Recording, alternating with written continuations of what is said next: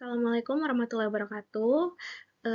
Kita masuk ke pertemuan selanjutnya, itu membahas tentang virtual reality. Kalau sebelumnya kita udah banyak banget bahas tentang komponen multimedia yang lainnya, kayak audio, gambar, video, animasi, game, dan lainnya. Hari ini kita bahas virtual reality. Jadi, langsung aja Oke, langsung aja apa sih virtual reality itu? Saya yakin di sini teman-teman semua pasti udah pada tahu ya apa itu virtual reality karena kayaknya virtual reality itu sekarang ada di mana-mana, bahkan anak SD pun udah tahu apa itu gitu. Karena itu banyak ditemukan di mall-mall ataupun di tempat wisata lainnya. Jadi virtual reality itu sendiri adalah teknologi yang memungkinkan pengguna merasakan dan berinteraksi dengan lingkungan digital atau dunia maya yang disimulasikan oleh komputer seolah-olah mereka berada di dalamnya.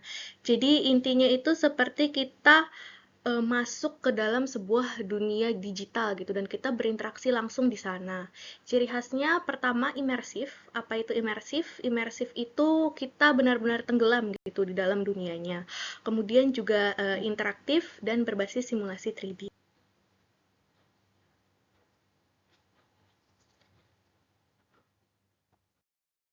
Oke, kemudian untuk sejarah virtual reality, mungkin bisa kalian baca sendiri di slide. Jadi pertama kali konsep VR itu muncul, itu diperkenalkan melalui sebuah novel dari Pygmalion Spectacles karya Stanley Weinbaum.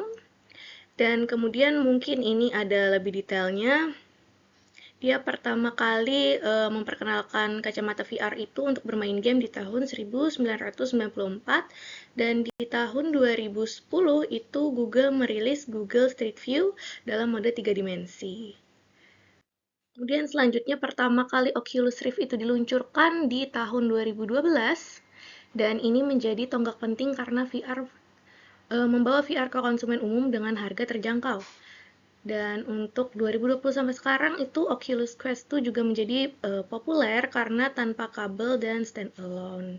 Apalagi munculnya VR Metaverse dari Meta atau Facebook, ini sering digunakan dalam virtual meeting, konser virtual, atau menggunakan fitness, museum, AI, dan lainnya. Selanjutnya mungkin ada arsitektur dari sistem VR sendiri, itu ada 4.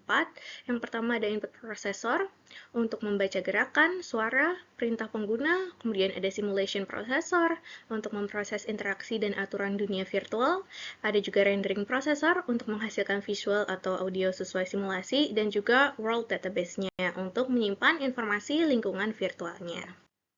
Untuk komponen-komponen dari sistem VR sendiri itu sebenarnya di sini ada 4 ya, ada hardware, software, output, sama tracking. Nah, apa aja sih yang dimaksud dari 4 komponen ini? Kalau untuk komponen sistem VR hardware-nya sendiri itu ada si headset VR yang biasanya kalian gunakan di kepala kalian itu untuk menampilkan lingkungan virtualnya langsung ke mata pengguna. Contohnya itu si head mounted display atau HMD.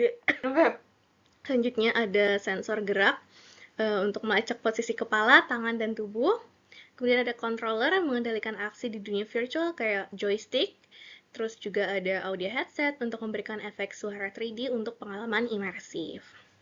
Nah, sedangkan kalau untuk komponen softwarenya sendiri, itu tentu aja ada aplikasi atau game VR-nya nih. Ini isi atau kontennya, jadi memang aplikasi VR yang dijalankan. Misalkan tadi game atau simulasi pelatihan. Kemudian juga ada game engine, yaitu tempat untuk membuat dan menyusun dunia virtualnya. Kemudian SDK, alat bantu developer untuk mengembangkan sistem VR. Dan ada juga VR file dan platform. Jadi ini adalah bahasa pemodelan 3D untuk membuat konten dunia mayanya berbasis web.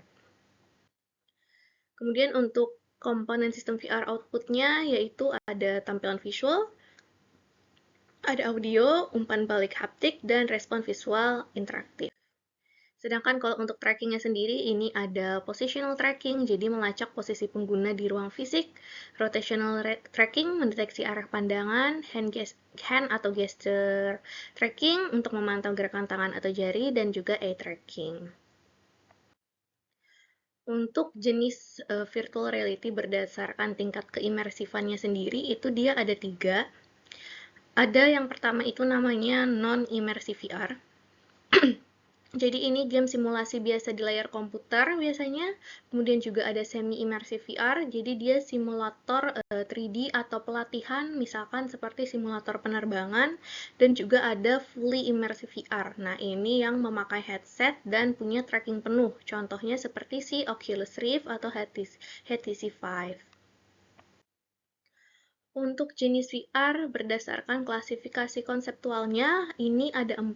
Ada Windows of World, kemudian ada Immersive VR, ada Telepresence, dan ada Distributed VR. Untuk detailnya mungkin bisa teman baca sendiri di slide ya, dan ini juga ada contohnya masing-masing.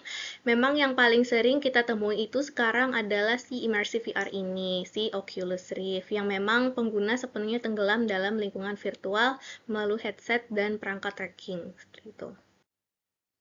Untuk aplikasi VR-nya sendiri itu untuk sekarang benar-benar banyak. Jadi beberapa contohnya aja mungkin dalam pendidikan itu ada simulasi laboratorium atau sejarah interaktif. Di kesehatan ada untuk terapi fobia dan juga pelatihan operasi. Di industri ada simulasi pelatihan kerja, desain arsitektur, dan di hiburan itu ada game VR, film, dan tour virtual. Untuk kelebihannya sendiri, seperti yang tadi saya disampaikan, dia imersif dan interaktif. Kemudian dia juga simulasi nyata tanpa risiko, menambah keterlibatan belajar, dan juga inovatif untuk hiburan dan game. Tapi di samping itu dia juga punya kekurangan, yaitu mahal dan juga masih menimbulkan motion sickness. Kemudian dia juga keterbatasan konten dan teknis. Nah, mungkin sekian dulu pembahasan tentang VR kali ini. Nanti di kelas mungkin kita akan discuss tentang experience atau pengalaman kalian ketika kalian mencoba menggunakan virtual reality dan juga apakah kalian merasakan motion sickness ketika kalian mencoba menggunakan virtual reality itu. Terima kasih. Wassalamualaikum warahmatullahi wabarakatuh.